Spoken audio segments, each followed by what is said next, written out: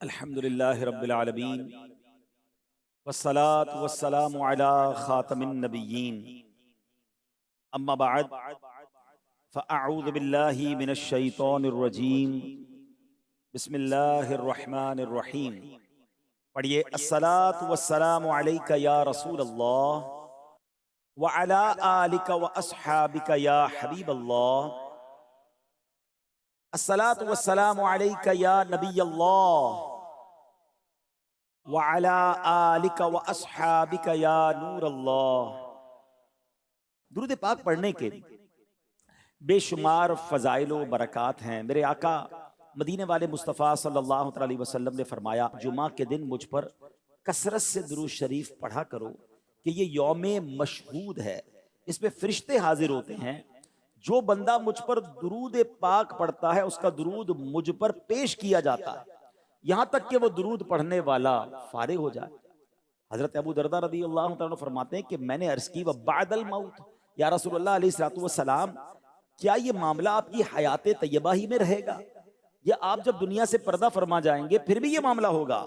تو نبی پاک نے فرمایا میرے اس دنیا سے جانے کے بعد بھی، کیونکہ ان اللہ حرم علی الارض ان تأکل اجساد الانبیاء، اللہ پاک نے زمین پر حرام کر دیا ہے کہ وہ انبیاء کے جسموں کو کھائے، بلکہ فنبی اللہ حی یرزق، اللہ پاک کا نبی زندہ ہوتا ہے اسے رزق عطا کیا جاتا ہے۔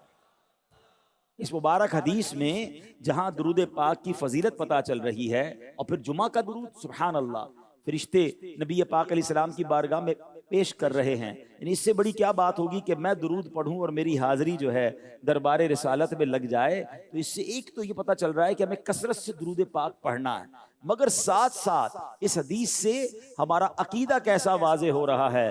جبھی تو بریلی کے تاجدار امام عشق و محبت مجدد دین و ملت پروانہ شمع رسالت امام احمد رضا خان کیا لکھتے ہیں؟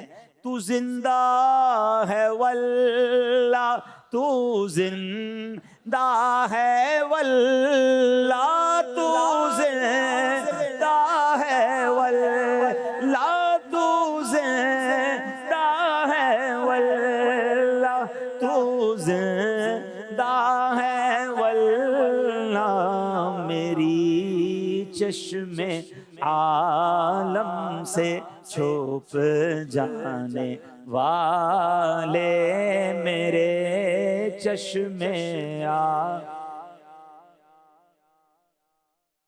چلے انشاءاللہ نیت کرتے ہیں کہ روزانہ کثرت کے ساتھ درود پاک پڑھیں گے۔ ہمارے دعوت اسلامی میں تو نیک عمل بھی ہے نا، کہ کیا آپ نے آج کم از کم 313 بار درود پاک پڑھ لیا؟ تو نیت کریں اس نیک عمل پر بھی عمل کریں گے انشاءاللہ۔ صلو علی الحبیب صلی اللہ تعالی علی محمد صلی اللہ علیہ وسلم۔ چلے چلتے ہیں حضور پاک کے زمانے میں، آج سے کم و بیش 1450 سال پہلے ایک عظیم ہجرت ہوئی، ایک تاریخی سفر ہوا۔ اور یہ سفر کیوں ہوا تھا؟ یہ سفر اسلام کی بقا کے لیے ہوا۔ مکہ پاک میں رہنے والے، مکہ پاک میں پیدا ہونے والے، مکہ پاک میں کاروبار کرنے والے، جن کا خاندان مکہ پاک میں تھا، جن کا سب کچھ مکہ پاک میں تھا، ان ایمان والوں پر زندگی تنگ کر دی گئی، ان پر زندگی گزارنا مشکل ہو گیا، اسلام کے قوانین پر، اسلام کے احکام پر عمل کرنا مشکل ہو گیا۔ نماز پڑھنے پر مار پڑتی تھی، اذان دینے پر مار پڑتی تھی، سجدہ کرنے پر مار پڑتی تھی، اللہ کا نام لینے پر مارا جاتا تھا۔ اور ایک وقت ایسا آیا کہ سرکار دو عالم علیہ السلام نے پھر صحابہ کرام علیہ مردوان سے فرمایا کہ اب مدینہ منورہ کی طرف ہجرت کی جائے۔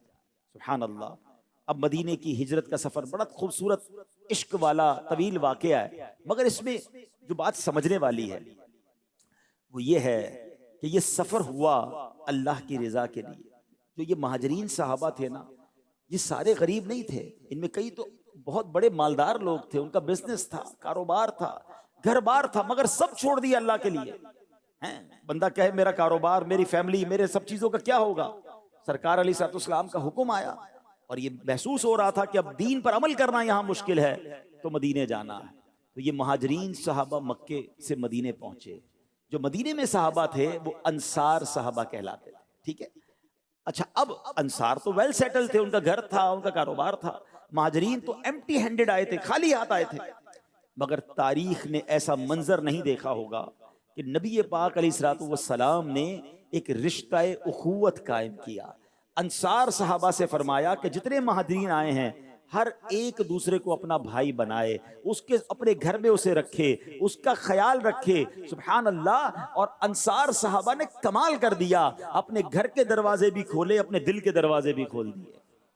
ایک ایک صحابی کو ویلکم کیا، اپنے ساتھ ایڈجسٹ کیا، ان کا کھانا پینا رہنا، ان کے تمام اخراجات آپس میں ڈسٹریبیوٹ کر لیے گئے. پیارے آقا ایک کے ساتھ ایک کا اخوت کا رشتہ بناتے گئے. اب کیا ہوا؟ سرکار دو عالم علیہ الصلوۃ والسلام نے حضرت عبد الرحمن بن عوف رضی اللہ تعالیٰ عنہ، عظیم صحابی، یہ عشرہ مبشرہ میں بھی ہیں اور بہت مالدار صحابی بھی تھے، مکے میں بھی بڑے مالدار تھے، مگر چونکہ بڑا اچانک سے آنا پڑا تھا تو مال و دولت تو نہیں لا سکے تھے.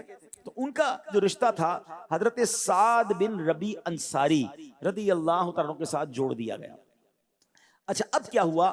حضرت سعد نے حضرت عبد الرحمن سے کہا کہ میں انصار میں سب سے زیادہ مالدار ہوں، میرے پاس بہت پیسے ہیں، اور ایسا کرتے ہیں کہ میرا جتنا مال ہے آدھا میں آدھا کر دیتا ہوں، آدھا آپ لے لیں، آدھا میرا ہو گیا. گھر بھی میرے پاس ہیں، اس میں سے بھی ایک گھر آپ لے لیں، اور حضور میری 2 بیویاں ہیں، میں طلاق دیتا ہوں، عدت گزارنے کے بعد آپ میری اس بیوی سے بھی نکاح فرما لیں. ایسا خیال کس نے رکھا ہوگا؟ ایسا آپس میں جس کو کہیں ٹیک کیئر کس نے کیا ہوگا کہ اپنا سب کچھ آدھا آدھا کر دیا. کیونکہ نبی پاک نے یہ رشتہ فرمایا تھا، نبی پاک نے فرمایا تھا تمہارے بھائی ہیں. یہ اسلام ایسے پھیلا ہے. اس قدر بڑے دل تھے ہمارے صحابہ کرام کے کہ ہمارے بھائی اللہ کے لیے ہجرت کر کے آئے ہیں، اب یہاں یہ اجنبیت محسوس نہ کریں، ہمارا مال بھی آدھا ان کا، ہمارا گھر بار بھی آدھا ان کا. لیکن جو میرا آج ٹاپک ہے، جو آج کے بیان کا موضوع ہے، آفر کس کو کی؟ حضرت عبد الرحمن بن عوف رضی اللہ تعالیٰ. صحابہ کیسے خوددار ہوتے تھے، صحابہ کس قدر جس کو کہیں کہ اللہ پر بھروسہ کرنے والے ہوتے. آفر موجود ہے، ایک یوں سمجھے کہ آج کا کروڑ پتی شخص کہہ رہا ہے کہ آدھا مال لے لیں، گھر بھی لے لیں، فیملی میں بھی ڈسٹریبیوشن. مگر حضرت عبد الرحمن بن عوف نے 1 روپیہ بھی نہیں دیا. آپ نے فرمایا مجھے کاروبار کرنا آتا ہے، مجھے مدینے کے بازار کا راستہ بتاؤ. بازار کدھر ہے؟ آپ کو بازار کا راستہ بتایا گیا. وہاں جو تجارت کی منڈی لگتی تھی بنو قینقاع، ان کا یہ بازار تھا. آپ وہاں گئے اور کیا کیا؟ صبح جا کے کچھ کام کیا، شام میں منافع کے اندر پنیر اور مکھن ساتھ لائے. روزانہ رزق حلال کمانے کے لیے جایا کرتے. تھوڑے ہی عرصے میں وہ مالدار بھی ہوئے اور پھر باقاعدہ انہوں نے دوبارہ شادی بھی کر لی. مگر اے میرے پیارے اسلامی بھائیوں، اس عظیم واقعے سے جو سیکھنے کو مل رہا ہے کہ آج جو ہمارا بیان کا موضوع تربیت جو ہم نے ایک دوسرے سے سیکھنی ہے کہ خودداری ہے، کسی کا احسان کیوں اٹھائیں، کسی کو حالات کیوں بتائیں. نعت میں تو پڑھتے ہیں نا، مگر اپنی زندگی کو آج اسکین کرنا ہے، مجھے بھی اور آپ کو بھی. میں خود جب بیان کی تیاری کر رہا تھا مجھے خود بہت ساری باتیں سیکھنے کو مل رہی تھی. نعت میں تو پڑھتے ہیں مگر کیا روز مرہ کی زندگی میں یہ معاملہ ہے کہ روز ہی کسی نہ کسی کے ساتھ کوئی مطلب کوئی معاملہ کوئی جناب اس سے میرا یہ مطلب پورا ہو جائے، اس سے یہ مانگ لوں، اس سے وہ لے لوں. نہیں، کسی کا احسان کیوں اٹھائیں، کسی کو حالات کیوں بتائیں. تم ہی سے مانگیں گے تم ہی دو گے، تمہارے در سے ہی لو لگی ہے. اے میرے پیارے اسلامی بھائیوں، ہمارے بزرگان دین کس قدر خودداری کی دولت سے مالا مال تھے اور دنیاوی مال و دولت سے بیزار تھے. درہم و دینار کی چمک ان کی آنکھوں کو خیرہ نہیں کر پاتی تھی. بادشاہوں سے ملنے والے اعزاز و اکرام بھی ان کے پایہ ثبوت کو ڈگمگا نہیں سکتے تھے. یہ اللہ پاک کے وہ حقیقی بندے تھے کہ جن کی نظر جنتی اور ابدی نعمتوں کی طرف ہوتی تھی. یہی وجہ ہے کہ دنیا کے فانی مال و اسباب کے حصول کے لیے نہ ہی یہ انتھک کوشش کرتے تھے اور نہ ہی لوگوں کے سامنے ہاتھ پھیلاتے تھے. خودداری جیسی عظیم صفت سے یہ حضرات مالا مال تھے. یہی وجہ ہے کہ آج دنیا کے لیے ان کی زندگی مشعل راہ ہے. در حقیقت خودداری وہ خوبی ہے جو انسان کو بے تاج بادشاہ بنا دیتی ہے. لوگوں کی نظر میں خوددار شخص کی عزت آسمان کی بلندیوں کو چھو جاتی ہے. ایسے شخص کے چاہنے والے ہمیشہ بڑھتے ہیں. یاد رکھیے، خوددار شخص کے چاہنے والے ہمیشہ بڑھتے ہیں، کم نہیں ہوتے. خوددار آدمی کے پاس آنے جانے میں کسی کو جھجک محسوس نہیں ہوتی، کیونکہ ایسا شخص بے ضرر ہوتا ہے. اور یہی وجہ ہے کہ خوددار لوگوں کے لیے، خوددار شخص کے لیے لوگوں کا خلوص جو ہے وہ ہمیشہ باقی رہتا ہے. خودداری کی عظمت سبحان اللہ، اللہ نے قرآن مجید فرقان حمید میں ایک بڑا کمال کا واقعہ یا خوبصورت اوصاف بیان کیے، اس طرف بھی جاتے ہیں، مگر ایک ذرا کال سنیے، ایمان تازہ ہو جائے گا. حضرت ابو اسامہ رحمۃ اللہ تعالی فرماتے ہیں کہ حضرت مسعر بن کدام رحمۃ اللہ تعالی نے مجھے مخاطب کرتے ہوئے فرمایا کہ سرکہ اور ترکاری پر راضی رہنے والے کو لوگ غلام نہیں بنا سکتے. یعنی جس کا کھانا پینا ہی سادہ ہے، جس کے خرچے ہی زیادہ نہیں ہیں، جس کو دنیا کی آسائشوں کے پیچھے بھاگنا نہیں ہے، اس بندے کو کوئی غلام نہیں بنا سکتا. تو خودداری سبحان اللہ، جو اللہ نے دیا اس پر راضی رہنا، قناعت، یہ نصیب والوں کو ملتا ہے. شاعر کہتے ہیں نا، خودکشی شیوا تمہارا وہ غیور و خوددار. تم اخوت سے گریزاں وہ اخوت پہ نثار. تم ہو گفتار سراپا وہ سراپا کردار. تم ترستے ہو کلی کو وہ گلستاں بکنار. اب تلک یاد ہے قوموں کو حکایت ان کی، نقش ہے صفحہ ہستی پہ صداقت ان کی. اب آئیے قرآن مجید پارہ 3 سورہ بقرہ اور آیت نمبر ہے 273. اللہ قرآن میں کیا ارشاد فرماتا ہے؟ بسم اللہ الرحمن الرحیم. للفقراء الذين احصروا في سبيل الله لا يستطيعون ضربا في الارض يحسبهم الجاهل اغنياء من التعفف تعرفهم بسيماهم لا يسألون الناس الحافا وما تنفقوا من خير فإن الله به عليم. آسان ترجمہ قرآن کنز العرفان. اللہ کریم ارشاد فرماتا ہے ان فقیروں کے لیے جو اللہ کے راستے میں روک دیے گئے، وہ زمین میں چل پھر نہیں سکتے، نا واقف انہیں سوال کرنے سے بچنے کی وجہ سے مالدار سمجھتے ہیں، تم انہیں ان کی علامت سے پہچان لوگے. وہ لوگوں سے لپٹ کر سوال نہیں کرتے، اور تم جو خیرات کرو اللہ اسے جانتا ہے. اس آیت کے تحت تفسیر قرآن صراط الجنان میں قبلہ مفسر قرآن مفتی قاسم صاحب دامت برکاتہم العالیہ لکھتے ہیں کہ گزشتہ آیات میں صدقہ دینے کی ترغیب دی گئی. یہاں بتایا گیا کہ ان کا بہترین مصرف، یعنی آپ کے صدقہ خیرات کا بہترین مصرف وہ فقراء ہیں جنہوں نے اپنی جانوں کو جہاد اور طاعت الہی کے لیے روک رکھا ہے. یہ آیت اہل صفہ کے حق میں نازل ہوئی. ان حضرات کی تعداد 400 کے قریب تھی. یہ ہجرت کر کے مدینہ طیبہ حاضر ہوئے. ان کے پاس نہ مکان تھا، نہ پراپر لباس تھا، نہ کنبہ قبیلہ تھا، نہ ان کی شادیاں ہوئی تھی. یہ تمام وقت اللہ کی عبادت میں صرف کرتے تھے. رات میں قرآن کریم سیکھنا، دن میں جہاد کے کام میں رہنا ان کا شب و روز کا معمول تھا. انہی حضرات کی صف میں وہ مشائخ، علماء، طلباء اور خادمین بھی داخل ہیں کہ جو دینی کاموں میں مشغولیت کی وجہ سے کمانے کی فرصت نہیں پاتے.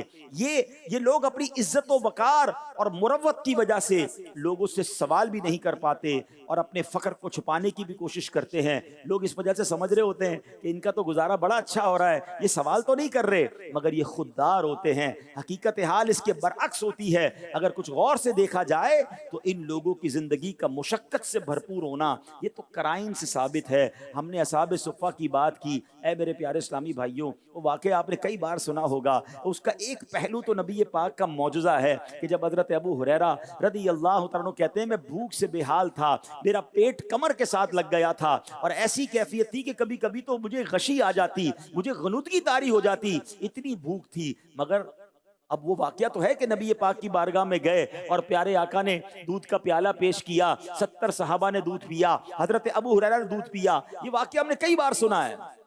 مگر اگر اس واقعے کا ایک اور پہلو غور کریں کہ حضرت ابو ہریرہ اتنی بھوک میں ہوتے ہوئے کسی سے سوال نہیں کر رہے تھے. حضرت ابو بکر صدیق گزرے تو کیا کیا؟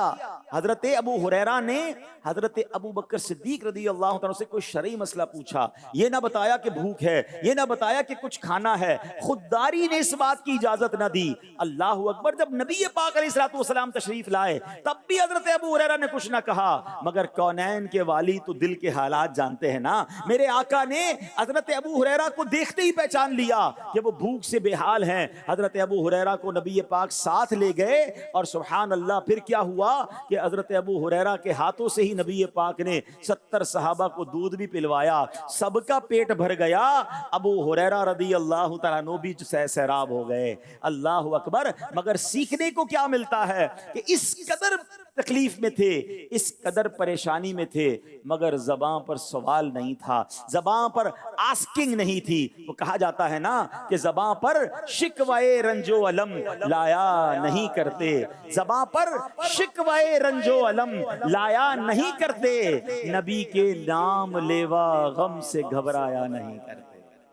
تو آج ہم نے یہ سیکھنا ہے۔ یقیناً مہنگائی کا دور ہے، یقیناً کافی لوگ ایسے ہوتے ہیں کہ جن کا جناب گزارا مشکل ہوتا ہے، مگر دنیا والوں کے مال کی طرف توجہ، دنیا والوں سے مانگنے کی طرف، دنیا والوں سے جناب کچھ مل جائے اس کی طرف توجہ دینے والا اپنا وقار کھو دیتا ہے، اپنی عزت کھو دیتا ہے، پھر لوگ بھی اس کے قریب نہیں آتے۔ اگر آج ہم دین کے داعی ہیں، ہم مبلغین ہیں، ہم اساتذہ ہیں، تو ہمیں یہ سوچنا ہوگا کہ ہمارا ہمیشہ کی طرح ایک ہی مقصد ہونا چاہیے کہ میرے تمام معاملات کے لیے میرا رب کافی ہے۔ میں نے اپنے رب کی بارگاہ میں عرض کرنا ہے، میں نے کسی دنیا دار کے آگے، میں نے کسی مالدار کے آگے پیچھے نہیں گھومنا، نہ اس کی نعمتوں کی طرف نظر رکھنی ہے۔ قرآن مجید فرقان حمید میں ایک اور جگہ ارشاد ہوا، ارشاد کیا ہوا؟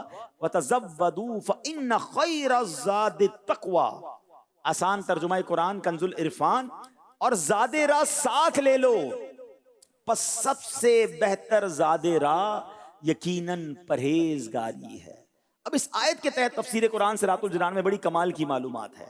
بعض یمنی لوگ حج کے لیے بغیر سامان سفر کے جاتے تھے، اچھا، اور اپنے آپ کو متوکل کہتے تھے کہ کوئی سامان نہیں لینا، سفر کریں گے، توکل کریں گے، جس کے پاس جا رہے ہیں اللہ کی بارگاہ میں جا رہے ہیں، حج کرنے جا رہے ہیں، وہی عطا فرمائے گا۔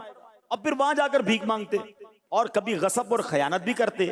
تو ان کے بارے میں یہ آیت نازل ہوئی اور حکم ہوا کہ سفر کا سامان ساتھ لے کر جاؤ، دوسروں پر بوجھ نہ ڈالو، سوال نہ کرو کہ یہ تمام چیزیں تقوی اور توکل کے خلاف ہیں، اور تقوی بہترین زاد راہ ہے۔ یہ بھی سمجھا دیا گیا کہ دنیاوی سفر کے لیے سامان سفر ضروری ہے، ایسے ہی سفر آخرت کے لیے پرہیزگاری، تقوی کا سامان لازم ہے۔ آخرت کا سفر کامیاب کرنا ہے تو تقوی کام آئے گا۔ اے میرے پیارے اسلامی بھائیوں، پتہ کیا چلا؟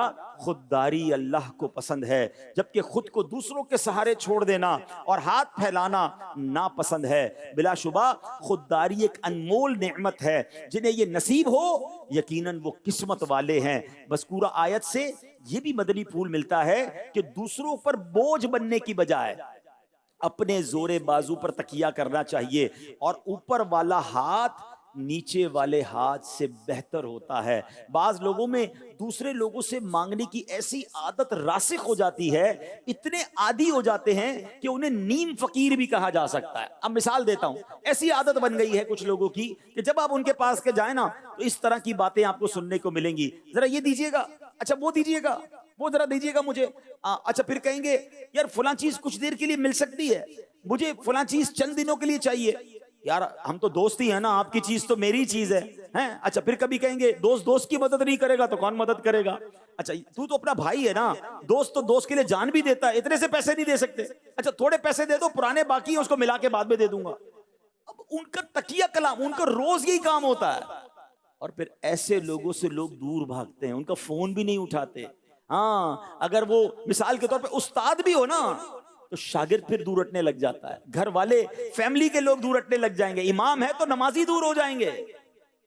آپ دیکھیں خوددار آدمی کی عزت ہوتی، لوگ آپ کو کبھی بھی یہ مثال اس آدمی کی نہیں دیں گے کہ یار اس کو جو تحفہ دیتا ہوں رکھ لیتا ہے، اس میں کیا فضیلت ہے، بلکہ بعض اوقات تو یہ شکایتیں ملتی ہوتی یار یہ بندہ ہر وقت مانگتا رہتا ہے، لیکن فضیلت کے باب میں، عزت کے باب میں آپ ہمیشہ سنیں گے کہ یار فلاں کو اتنا بڑا تحفہ دیا اس نے منع کر دیا، یار یہ حضرت تو کچھ لیتے ہی نہیں ہیں، ان کو پیش کرتے پھر بھی نہیں لیتے۔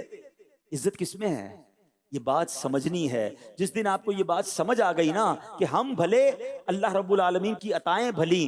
امیر اہل سنت کا جملہ بڑا کمال کا ہے, بہت پیاری بات. کہتے ہیں نا بڑوں کی باتیں بھی بڑی ہوتی ہیں. آج میرے اس پورے بیان کو اگر میں کہتے ہیں نا کہ اس دریا کو کوزے میں بند کرنا چاہوں نا, یہ ایک جملے میں آپ کو بیان کرنا چاہوں, تو امیر اہل سنت نے اس پورے ٹاپک کو ایک جملے میں بیان کر دیا. آپ فرماتے ہیں دینے والا آہ کر کے دیتا ہے, واہ کر کے نہیں دیتا ہے. بات سمجھ آئی؟ ہم سمجھتے نا یار یہ تحفہ ہی دے رہا ہے, میرا بڑا معتقد ہے جناب, میرا نمازی ہے, میرا اسٹوڈنٹ ہے, اور جب دیکھیں بھائی مجھے کچھ چیزیں لا کے دے رہا ہوتا ہے, میری سودا سلف لا کے دے رہا ہوتا ہے. یاد رکھیے یہ دینے والا آہ کر کے دے رہا ہے. یہ کہیں نہ کہیں آپ کو ذلیل کر سکتا ہے, یہ کہیں نہ کہیں بیان کر دے گا, بیچ چوراہے پہ آ کے دوسروں کو بتائے گا کہ حضرت کو میں یہ دیتا ہوں. واہ کر کے نہیں دیتا. یاد رکھیں. اور آپ نے جب کسی کو کوئی چیز لینے سے منع کیا کہ نہیں مجھے نہیں چاہیے, آپ دیکھیں اس سے آپ کی عزت بڑھے گی. وہ جو نارمل تحفے ہیں جو جس کی شریعت نے اجازت دی ہے, جس سے محبت بڑھتی ہے, جو بہت کم قیمت کے ہوتے ہیں, تسبیح ہو گئی, قلم ہو گیا, وہ الگ بات ہے. لیکن آپ میری بات سمجھیے کہ دوسروں پر نظر, دوسرے میری ہیلپ کریں, مجھے کوئی اور کھلائے, مجھے کوئی اور رقم دے, میرے ساتھ کوئی اور بھلائی کرے, اور ہر وقت کرتا رہے, یہ کرنے والا اپنی عزت برباد کر دیتا ہے.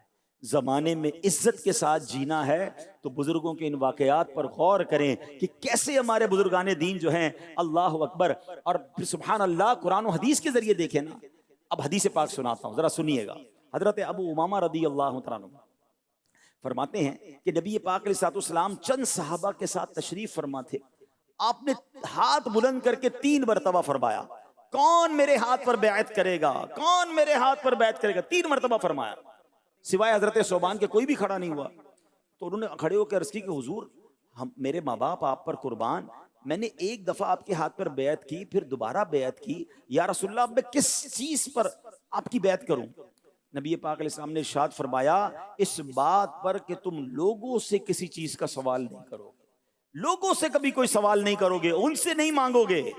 نبی پاک نے فرمایا ایسا کرو گے تو تمہارے لیے جنت ہے. حضرت ثوبان نے عرض کی یا رسول اللہ علیہ الصلوۃ والسلام, اگر میں آپ کے ہاتھ پر بیعت کروں اور لوگوں سے سوال نہ کروں تو کیا میرے لیے جنت ہوگی؟ ارشاد فرمایا ہاں انشاءاللہ عز وجل. حضرت ثوبان رضی اللہ تعالیٰ نے عرض کیا, اس ذات کی قسم جس نے آپ صلی اللہ تعالی علیہ وسلم کو حق کے ساتھ نبی بنا کر بھیجا ہے, میں اپنی زندگی میں کبھی بھی لوگوں سے سوال نہیں کروں گا. جنت کی بشارت دی ہے نبی پاک نے, جو لوگوں سے سوال نہ کرے. ایک اور حدیث پاک سنیں, سرکار دو عالم صلی اللہ تعالی علیہ وسلم کیا فرماتے ہیں؟ حضرت حکیم بن حزام فرماتے ہیں میں نے اللہ کے رسول علیہ الصلوۃ والسلام سے کچھ مانگا, آپ نے دے دیا, پھر مانگا, پھر نبی پاک نے عطا فرمایا. اچھا پھر نبی پاک نے فرمایا اے حکیم, یہ مال خوش نما ذائقہ ہے, جو اسے دلی بے پرواہی سے لے گا اسے اس مال میں برکت دی جائے گی, اور جو اسے نفسانی طمع سے لے گا اس کے لیے برکت نہ ہوگی. وہ اس کی طرح ہوگا جو کھائے اور سیر نہ ہو, اوپر والا ہاتھ نیچے والے ہاتھ سے بہتر ہے. حضرت سیدنا حکیم نے عرض کی یا رسول اللہ علیہ الصلوۃ والسلام, اس کی قسم جس نے آپ کو حق کے ساتھ بھیجا, حضور میں آپ کے سوا کسی سے کچھ نہ مانگوں گا یہاں تک کہ دنیا چھوڑ دوں. حکیم الامت مفتی احمد یار خان نعیمی رحمت اللہ تعالی علیہ اس حدیث پاک کے تحت کیا سمجھاتے ہیں ہمیں, سنیے. آپ فرماتے ہیں زمانہ جاہلیت میں لوگ مانگنے کو عیب نہیں سمجھتے تھے, بلا ضرورت بھی دستے سوال دراز کر دیتے تھے. نو مسلم اسی عادت کے مطابق اولاً مانگتے تھے. نبی کریم علیہ الصلوۃ والسلام اکثر انہیں دے کر پھر سوال سے منع کرتے تھے. اے میرے پیارے اسلامی بھائیو, یاد رکھیے جو صبر و قناعت کے ساتھ مال لے, اس طرح کے ناجائز کی طرف نظر نہ اٹھائے اور جائز مال کی بھی ہوس نہ ہو, تو اگرچہ اس کے پاس مال تھوڑا ہوگا اس میں برکت ہوگی, کیونکہ اس میں اللہ پاک اور اس کے پیارے حبیب علیہ الصلوۃ والسلام کی رضا شامل ہوگی. خیال رہے کہ مال کی زیادتی اور ہے اور برکت اور ہے. یہ بڑا پرابلم ہے. آج لوگ کہتے ہیں جس کے پاس گاڑیاں ہیں, بنگلہ ہے, بہت پیسے, اس کو بڑی برکت ہے. نہیں, مال کی زیادتی اور ہے, مال میں برکت اور ہے. مال کی زیادتی کبھی ہلاک کر دیتی ہے, مگر برکت مال میں جو ہوتی ہے وہ دین و دنیا میں رحمت کا باعث ہوتی ہے. برکت والا تھوڑا پانی بھی پیاس بجھا دیتا ہے اور بہت سا پانی بعض اوقات ڈبو دیتا ہے. تو کوانٹٹی میں برکت نہیں ہے، یہ جملہ یاد کر لیں، کوالٹی میں برکت ہے، تعداد میں برکت نہیں ہے، معیار میں برکت ہے۔ تھوڑا بھی ہو اور برکت والا ہو تو وہ بعض اوقات بہت سارے سے زیادہ ہوتا ہے۔ تو مانگ کر کسی اور سے جناب مال لے کر یا ہوس کے ساتھ مال کما کر بھی ہم برکت حاصل نہیں کر پاتے۔ اے میرے پیارے اسلامی بھائیوں، اب بڑی پیاری بات مفتی صاحب نے فرمایا اوپر والا ہاتھ سے مراد دینے والا ہے اور نیچے والے ہاتھ سے مراد مانگ لینے والا ہاتھ ہے، مانگ کر لینے والا ہاتھ ہے۔ یہاں دینے اور لینے سے بھیک مراد ہے، اولاد کا ماں باپ کو پیش کرنا، مرید کا اپنے پیر کو کوئی ہدیہ پیش کرنا، تو یہ اس کے منافی نہیں ہے، یہ اور چیز ہے۔ انصار صحابہ بھی نبی پاک کی بارگاہ میں تحائف لایا کرتے تھے، یہ اور ہے۔ تو سبحان اللہ، بڑی پیاری بات فرمائی مفتی صاحب نے کہ ہماری کھالوں کے جوتے بنے اور رشتہ جان یعنی سانس کے تسمے بن جائیں اور نبی پاک علیہ السلام اسے استعمال فرما لیں تو بھی ان کے جو حقوق ہیں اس حق کا کروڑواں حصہ بھی ادا نہیں ہوگا۔ حضور سے نہیں مانگیں گے تو کس سے مانگیں گے؟ اور سبحان اللہ، یہاں مانگنا ہے اور دنیا والوں سے مانگنے کی بات ہو رہی ہے، ورنہ نبی پاک سے تو انشاءاللہ جیتے جی بھی مانگیں گے، قبر میں بھی مانگیں گے، محشر میں بھی مانگیں گے۔ ہے ساری دنیا شفاعت کی خیرات سرکار سے مانگے گی نا، تو یہاں یہ مراد نہیں ہے دنیا والوں کے سامنے سوال کرنا، یہاں اس سے یہ مراد ہے۔ اب میرے پیارے اسلامی بھائیوں، اب بزرگان دین کے کچھ واقعات سنتے ہیں اور مزید ایمان کو تازہ کرتے ہیں۔ حضرت احمد بن محمد بن بزار رحمۃ اللہ تعالی فرماتے ہیں، ایک مرتبہ عاشورے کی رات تھی کہ میں ایک مسافر خانے میں داخل ہوا، وہاں ایک درویش جو کی روٹی نمک کے ساتھ کھا رہا تھا۔ تو میں نے ان کی حالت دیکھی، مجھے بڑا عجیب لگا، تو میں ان کے پاس گیا اور پہلے لوگوں سے پوچھا کون ہے، تو بتایا ان کا تو علم تصوف میں بڑا مقام ہے، یہ تو بہت بڑے عالم ہیں، بہت سارے زاہدین سے بڑھ کر ہیں۔ تو کہتے بڑے ادب سے ان کے پاس میں گیا اور کچھ ان کو دینار دیے، اور میں نے کہا کہ میں نے دیکھا ہے کہ آپ روزہ بھی رکھتے ہیں، افطار میں صرف جو اور نمک کھاتے ہیں، آپ کا بڑا مرتبہ بھی ہے، تو یہ دیناروں کی تھیلی ہے، اس میں 1000 دینار ہیں، یہ آپ قبول فرما لیں۔ کھانے کو کچھ نہیں ہے، افطار میں جو اور نمک سے افطار ہو رہا ہے اور اتنے بڑے عالم دین ہیں۔ اس درویش نے کہتے ہیں بڑی جو ہے وہ غضبناک نظروں سے مجھے دیکھا اور کہا کہ اپنے دینار واپس لے جاؤ، بے شک یہ تو اس کی جزا ہے جس نے اپنا راز لوگوں پر ظاہر کر دیا۔ کیا میں اس لیے تم سے پیسے لوں کہ میں روزے رکھ رہا ہوں اور میں افطار میں سادہ کھانے کھا رہا ہوں؟ مجھے تمہاری کسی مدد کی ضرورت نہیں ہے۔ ایسے افراد ہوا کرتے۔ مسلمانوں کے پہلے خلیفہ حضرت صدیق اکبر رضی اللہ عنہ کی خودداری دیکھیے۔ آپ کے بارے میں آتا ہے کہ آپ کے ہاتھ سے جب آپ اونٹ پر بیٹھے ہوں اور اونٹ کی نکیل گر جاتی نا تو اونٹ کو اشارہ کر کے بٹھاتے اور پھر اپنے ہاتھوں سے وہ نکیل اٹھاتے۔ تو کسی نے کہا حضور اب ہمیں بتاتے، اونٹ کو بٹھایا، آپ اترے، آپ ہی کی نکیل گر گئی تھی، ہم اٹھا کے آپ کو پیش کر دیتے۔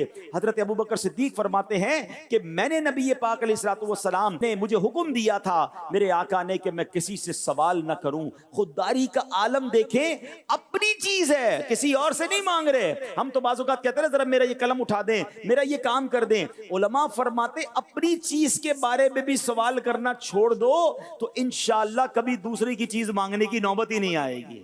یہ خودداری کی پریکٹس ہے نا، کہ پہلے کیا ہوتا ہے انسان کہتا ہے ذرا میرا بیگ اٹھا لیں، میرا یہ کام کر دیں، میرا اب دوسروں سے کام کروانے کی، یہ چیزیں لینے کی عادت پڑ گئی۔ تو اب وقت آئے گا کہ آپ ان کی چیزوں پر بھی نظر رکھیں گے۔ اب زندگی میں اگر ذہن ہی یہ بنا لیں کہ میں نے اب کسی سے کوئی سوال ہی نہیں کرنا، میں نے کسی کو کوئی کام اپنا بتانا ہی نہیں ہے، تو انشاءاللہ یہ سوال کی عادت نکل جائے گی۔ اللہ اکبر۔ ایک مرتبہ حاتم طائی، اب ذرا سنیے، جو سخاوت میں بڑا مشہور ہے نا، اس نے ایک بار بڑے زبردست دعوت کی۔ اس سے کسی نے پوچھا تم نے اپنے سے زیادہ کسی بلند ہمت آدمی کو دیکھا ہے؟ تم اتنے پیسے خرچ کرتے ہو، لوگوں کو بانٹتے ہو، تم سے زیادہ بلند ہمت کون ہے؟ کہتا ہے ہاں میں اپنا واقعہ سناتا ہوں۔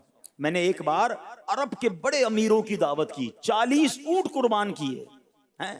اچانک دعوت تیاری ہو رہی تھی تو میں ذرا جنگل کی طرف گیا تو دیکھا ایک لکڑہارا جو ہے وہ لکڑیاں کاٹ رہا تھا۔ تو میں نے اس لکڑہارے سے کہا آج حاتم طائی نے دعوت کی ہے، تم نہیں گئے اس کی دعوت؟ خود حاتم طائی اس لکڑہارے سے پوچھ رہا ہے جو لکڑیاں جنگل میں کاٹ رہا، قریبی دعوت ہو رہی ہے، 40 اونٹ پک رہے ہیں، دیگیں چڑھی ہوئی ہیں۔ ادھر تو جس کو دعوت نہ وہ پہنچ جاتا ہے، دعوت میں نہ بلائیں تو موڈ آف ہو جاتا ہے کہ یار سب کو بلایا ہمیں نہیں بلایا. یعنی دوسروں کی دعوت پر نظر ہے، دوسروں کی شادی پر نظر ہے، دوسروں کی تقریبات پر ہماری کیوں نظر ہے کہ وہ اس نے ہمیں کیوں نہیں بلایا، اتنا بڑا پروگرام کیا ہمیں نہیں بلایا. نہیں میرے پیارے اسلامی بھائیو سنیے، وہ لکڑہارے سے خود حاتم طائی پوچھتا ہے تم حاتم طائی کی دعوت میں نہیں گئے؟ اتنی بڑی دعوت ہے.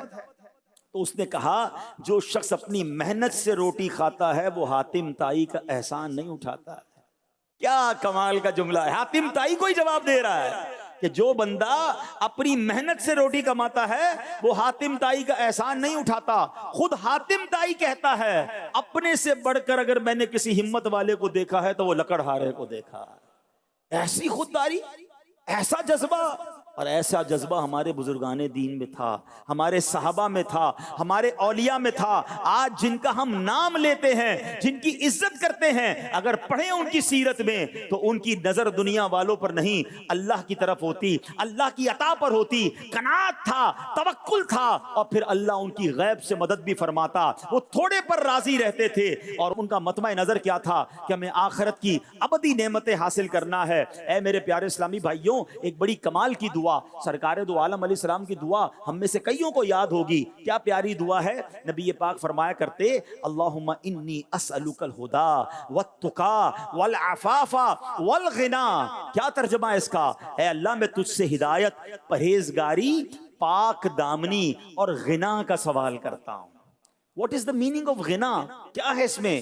امام ابو زکریا یحییٰ بن شرف الدین نووی رحمت اللہ تعالی علیہ فرماتے ہیں کہ حدیث میں الغنا سے مراد بے نیاز ہونا ہے، لوگوں سے بے پرواہی برتنے کے ساتھ ساتھ جو کچھ ان کے پاس ہے اس سے بھی بے پرواہ ہونا ہے. اب ہمارا حال یہ ہے، کسی کے اچھے کپڑے دیکھ لیے ہم کہیں یار میرے پاس تو نہیں ہے، کسی کی اچھی گھڑی دیکھ لی ارے میرے پاس تو نہیں ہے، اچھا اس کے پاس موبائل ہے میرے پاس تو ایسا موبائل نہیں ہے، اچھی موٹر سائیکل دیکھی پھر پریشان ہو گئے، کسی نے گھر بلا لیا اس کا گھر دیکھا پھر پریشان، اچھا ایسا گھر، اتنا بڑا گھر، اتنی گاڑیاں، گھر میں ایئر کنڈیشن لگا ہوا. ہم دنیا والوں کی نعمتیں دیکھتے ہیں اور خود آ کر پریشان ہو جاتے ہیں، ڈی مورلائز ہو جاتے ہیں. نہیں میرے پیارے اسلامی بھائیوں، ایسے زندگی نہیں گزرنی. اگر آپ اپنے سے زیادہ نعمتوں والوں کو دیکھ کر پریشان ہوتے رہیں گے تو ہر سیر کا سوا سیر موجود ہے. کہاں تک جائے گا یہ معاملہ؟ ہمارے پاس جو ہے ہم اس پر بھی خوش نہیں ہو رہے.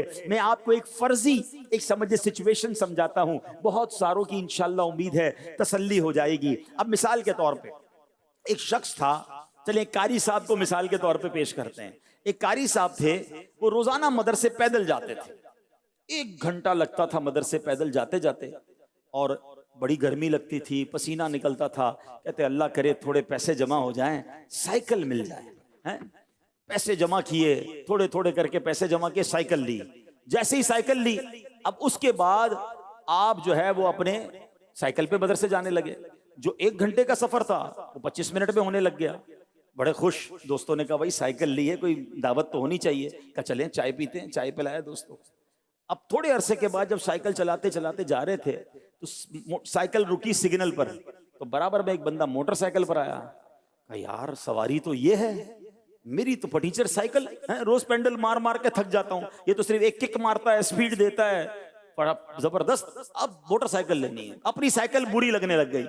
وہ سائیکل جو دعاؤں سے حاصل کی، بڑی منتوں سے حاصل کی، اب وہ بری لگنے لگی. اب کیا چاہیے؟ Motor cycle. اب کمیٹی ڈالی، تھوڑے تھوڑے پیسے جمع کیے، کچھ ادھار بھی لیے، گھر کی کوئی چیز بھی بیچی، اور آخرکار موٹر سائیکل لے لی. جیسے ہی موٹر سائیکل لی بہت خوش، بچوں کو بھی بٹھایا، گھمانا پھرانا شروع. دوستوں نے کہا بھائی موٹر سائیکل مل گئی، مٹھائی تو کھلاؤ. ہاں ہاں مٹھائی بھی کھلاؤں گا. روز موٹر سائیکل پہ جا رہے ہیں آ رہے ہیں، بہت مزے. تھوڑے دنوں بعد بارش پڑ رہی تھی، موٹر سائیکل رکی جناب سگنل پر، برابر میں آ کے رکی ایک گاڑی. کہا یار یہ کیسی سواری ہے، روز کپڑے گندے ہو رہے ہیں، بارش میں بھیگتا ہوا جا رہا ہوں، یہ دیکھو گاڑی والے کتنے مزے میں ہیں، اصل سواری تو گاڑی ہے. جیسے ہی یہ دیکھا موٹر سائیکل بری لگنے لگ گئی. حالانکہ یہ اپنی موٹر سائیکل جو دعاؤں سے لی، پیسے جمع کر کر کے لی، اب لینی ہے گاڑی. اب بیوی سے بھائی لڑائی ہو رہی ہے، ماں باپ سے ریکویسٹ ہو رہی ہے، زیور بیچے جا رہے ہیں، قرضہ لیا جا رہا ہے، کسی طرح ایک چھوٹی موٹی گاڑی لے لی. اب جب گاڑی لی پھر تو پورے محلے میں شور مچ گیا، قاری صاحب نے گاڑی لے لی. اچھا جناب گاڑی لے لی. اب گاڑی بیچارے کے پاس تھوڑے پیسے تھے، ایف ایکس لی ہوگی، مہران لی ہوگی. وہ گاڑی میں جناب جب نکلا تو پورے محلے نے بھائی خوشیاں منائی، وہ بھی بڑے خوش، دعوت بھی کی، تھوڑے عرصے تک تو بہت مزہ آیا۔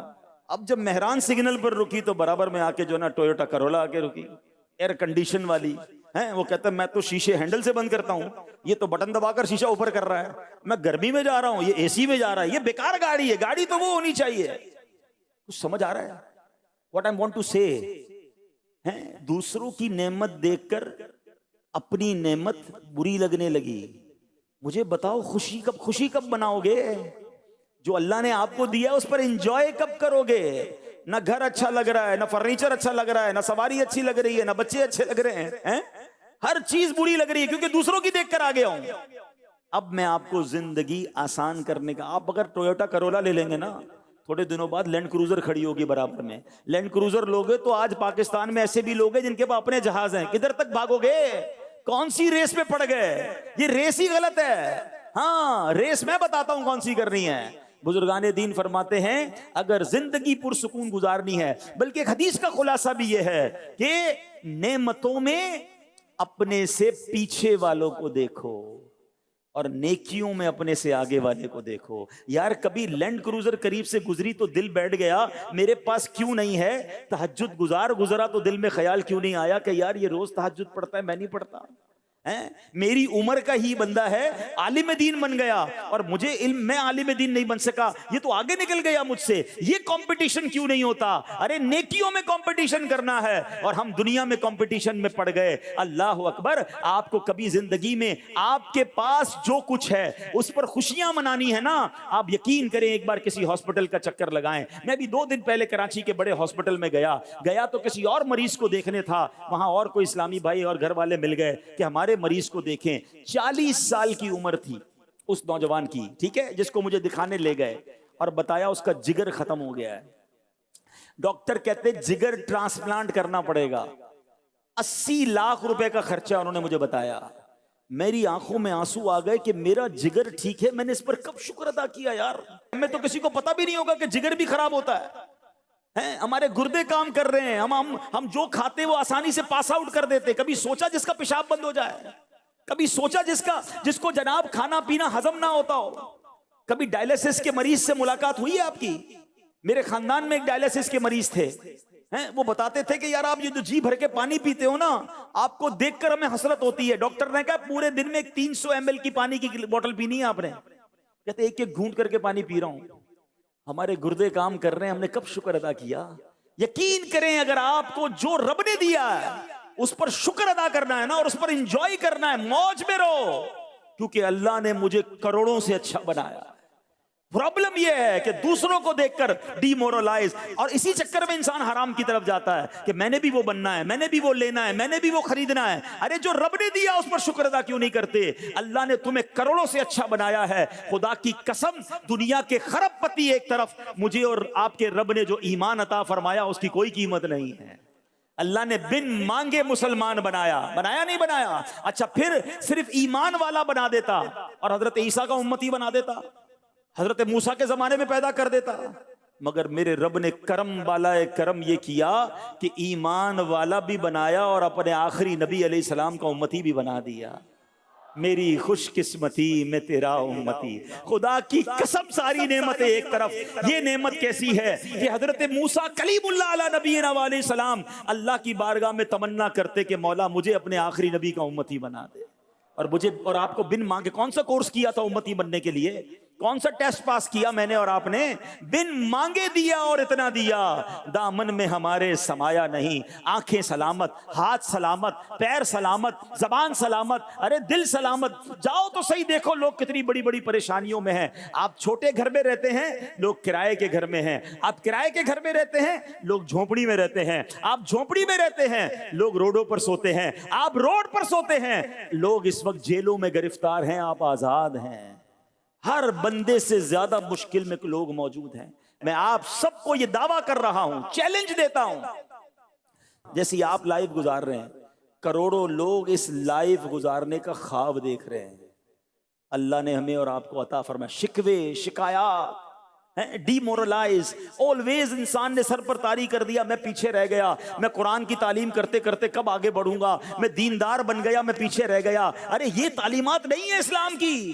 ہم دنیا میں مسافر کی حیثیت سے آئے ہیں، اگر اللہ نے دنیا میں تھوڑا دیا راضی رہو، سنو حدیث پاک، ایمان تازہ ہو جائے گا۔ سرکار دو عالم علیہ السلام فرماتے ہیں، جس کا مضمون ہے جو اللہ کے تھوڑے دیے پر راضی ہو جائے، اللہ بھی اس کے تھوڑے عمل پر راضی ہو جاتا ہے۔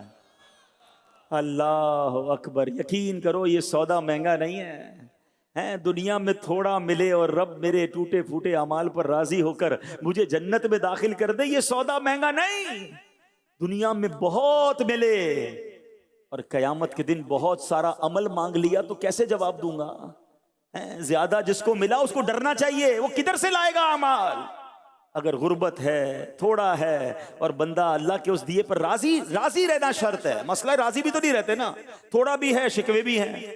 راضی رہیں، اللہ کی رضا پر راضی رہیں اور خودداری کے ساتھ زندگی گزاریں۔ حضرت ابو الحسن علی بن احمد بن حسین یزدی شافعی رحمت اللہ تعالی کے بارے میں ابو سعید سمعانی فرماتے ہیں کہ آپ رحمت اللہ تعالی بڑے عالم، فاضل، اچھی سیرت کے مالک، خوددار اور سخی تھے، کثرت سے روزے رکھتے تھے، عبادت کیا کرتے تھے، حسن اخلاق کے پیکر، ہمیشہ خندہ پیشانی سے ملنے والے اور عاجزی کرنے والے تھے۔ قناعت اور دوسروں سے بے نیازی کا عالم یہ تھا۔ ذرا سنیے گا کہ آپ اور آپ کے بھائی کے پاس صرف ایک امامہ اور ایک قمیص تھی۔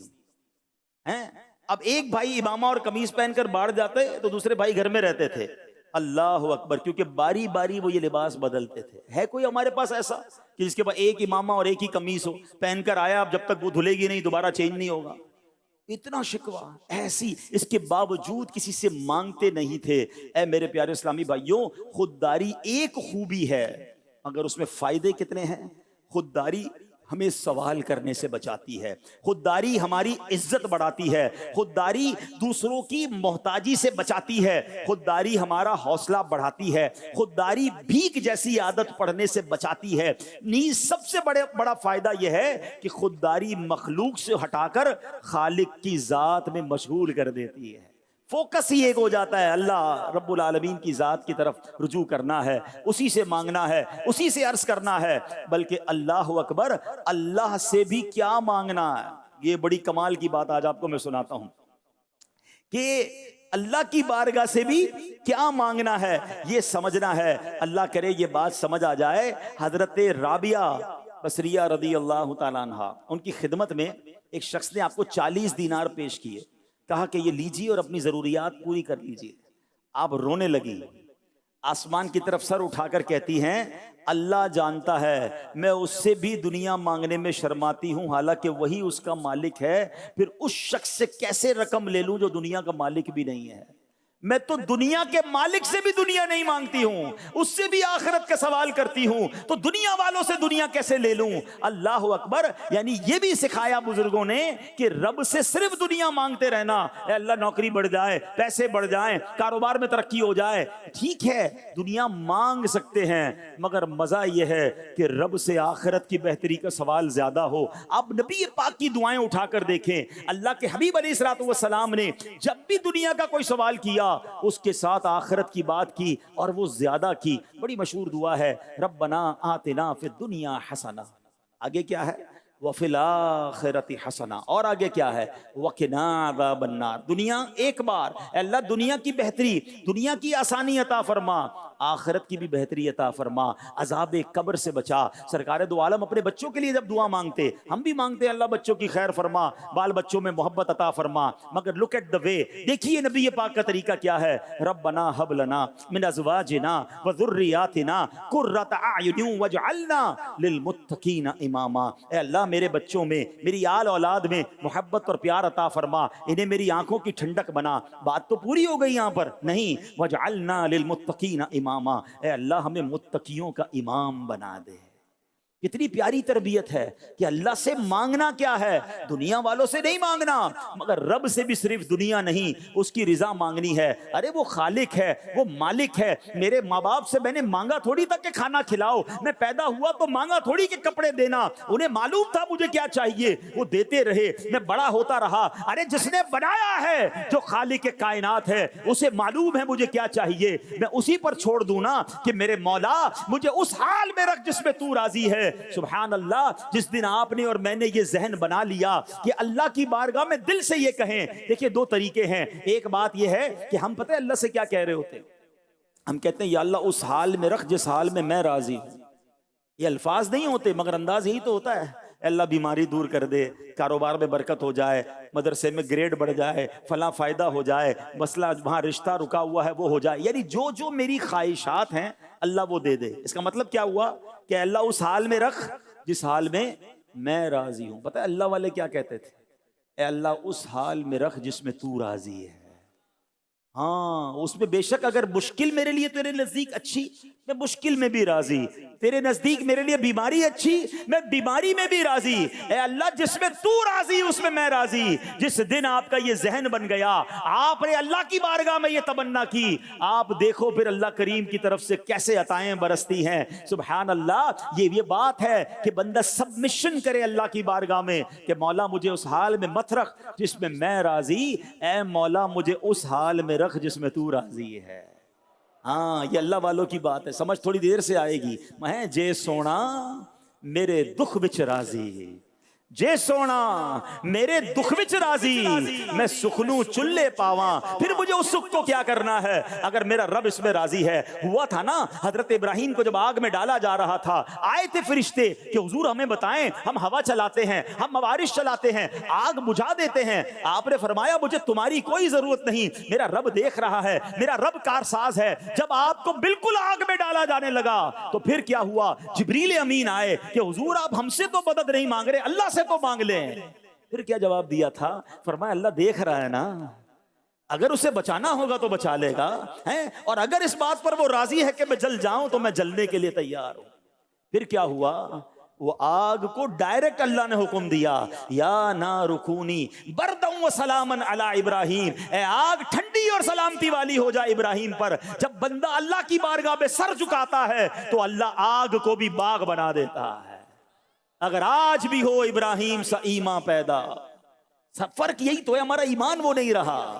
اگر آج بھی ہو ابراہیم سا ایمان پیدا، آگ کر سکتی ہے انداز گلستان پیدا۔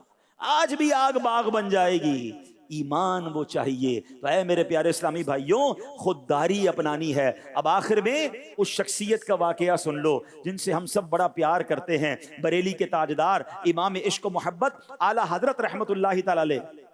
آپ کی بارگاہ میں ایک شخص آیا، حاضر ہوا، مرید تھا، مٹھائی کا تحفہ پیش کیا، سلام کیا اور مٹھائی کا تحفہ پیش کیا۔ آج حضرت نے فرمایا بتاؤ کچھ اور ضرورت کا؟ نہیں، بس حضور آپ کے دیدار کے لیے آیا۔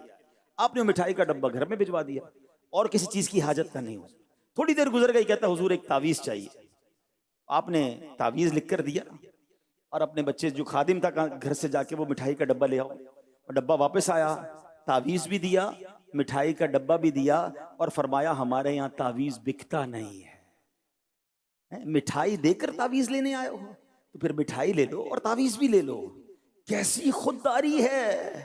اور آج مجھے اور آپ کو کوئی بیان پر بلائے، تلاوت پر بلائے، کسی تقریب میں بلائے اور تحفہ نہ دے تو اپنے دل کی کیفیت چیک کریں۔ یار بڑے کنجوس لوگ ہیں، علماء کی خدمت ہی نہیں کرتے، بلاتے ہی نہیں ہیں۔ غور کریں پھر مقصد کیا تھا آپ کا؟ بیان کرنا، نعت پڑھنا، تلاوت کرنا، یہ کس لیے گئے تھے؟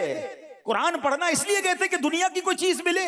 نہیں، اللہ کی رضا کے لیے۔ اللہ سلامت رکھے میرے پیر و مرشد امیر اہل سنت کو اور دعوت اسلامی کے خوبصورت اس ماحول کو، جس نے ہماری دعوت اسلامی کے مبلغین کی تربیت فرمائی کہ جناب بیان کرنا ہے، تلاوت کرنی ہے، قرآن خوانی کرنی ہے، نعت پڑھنی ہے، تو کوئی آپ نے لفافہ یا کوئی ڈیمانڈ نہیں کرنی ہے، اللہ کی رضا کے لیے کام کرنا ہے۔ اور آج بھی آپ دیکھ لیں وہ مبلغین، وہ علماء، وہ نعت خواں، وہ اسلامی بھائی جو فقط اللہ کی رضا کے لیے کام کر رہے ہیں، اللہ انہیں عروج عطا فرماتا ہے۔ لوگوں کے دلوں میں ان کی عزت اور بڑھ جاتی ہے۔ تو اے میرے پیارے اسلامی بھائیوں، ہم دین کے داعی ہیں، ہمارا کام لوگوں کو دین کے قریب لانا ہے۔ عام لوگوں سے زیادہ خودداری ہمارے اندر ہونی چاہیے تاکہ لوگ دین کے قریب آئیں۔ اگر دیندار ہی خوددار نہیں ہوگا تو لوگ تو ویسے بھی دین سے دور ہیں، پھر کون دین کے قریب آئے گا؟ تو اے میرے پیارے اسلامی بھائیوں، اپنے اندر خودداری کا جذبہ بیدار کریں، اپنی زندگی کا یہ اصول بنا لیں کہ میں نے کسی سے سوال نہیں کرنا۔ انشاءاللہ اگر کوئی مشکل پڑی تو میں اپنے رب کی بارگاہ میں سر جھکاؤں گا، اور جب میرا توکل اور میرا ایمان مضبوط ہوگا تو میرا رب ضرور غیب سے میری مدد فرمائے گا۔ اور اس نے وعدہ فرمایا ہے قرآن میں، یہ آیت کئی بار آپ نے تلاوت کی ہوگی، آپ میں سے کئیوں کو یاد ہوگی، وَمَن يَتَّقِ اللَّهَ يَجْعَل لَّهُ مَخْرَجًا، جو اللہ سے ڈرے اللہ اس کے لیے راستہ نکالے گا، ہاں اس کے لیے نجات کا راستہ نکالے گا، اس کو راستہ ملے گا۔ پھر آگے کیا فرمایا؟ وَيَرْزُقْهُ مِنْ حَيْثُ لَا يَحْتَسِبُ، اللہ وہاں سے روزی دے گا جہاں تمہارا گمان بھی نہیں ہوگا۔ اب آپ کو پتہ بھی نہیں چلے گا یہ معاملہ حل کیسے ہو گیا۔ اور آگے خوبصورت اعلان کیا ہے؟ وَمَن يَتَوَكَّلْ عَلَى اللَّهِ فَهُوَ حَسْبُهُ، جو اللہ پر بھروسہ کرے اللہ اس کے لیے کافی ہے۔ بس یہ آج پیغام لے جاؤ، جو اللہ پر بھروسہ کرے اللہ اس کے لیے کافی ہے۔ انت الکافی، ہاں اللہ کافی ہے، اللہ کافی ہے، اللہ شافی ہے، مجھے کسی اور کی ضرورت کیوں ہے؟ جس دن آپ نے یہ خودداری اپنے اندر پیدا کر لی، مضبوط کر لی، اور یہ ذہن میں بنا لیا کہ اللہ اس حال میں رکھ جس میں تو راضی ہے، پھر دیکھیں غیب کے خزانوں سے کیسے عطائیں ہوتی ہیں۔ اللہ مجھے بھی یہ توفیق نصیب فرمائے، آپ کو بھی نصیب فرمائے۔ اللہ ہماری دعوت اسلامی کو سلامت رکھے، مرتے دم تک اس دعوت اسلامی کے ماحول سے ہم سب کو استقامت عطا فرمائے۔ آمین بجاہ النبی الامین صلی اللہ تعالی۔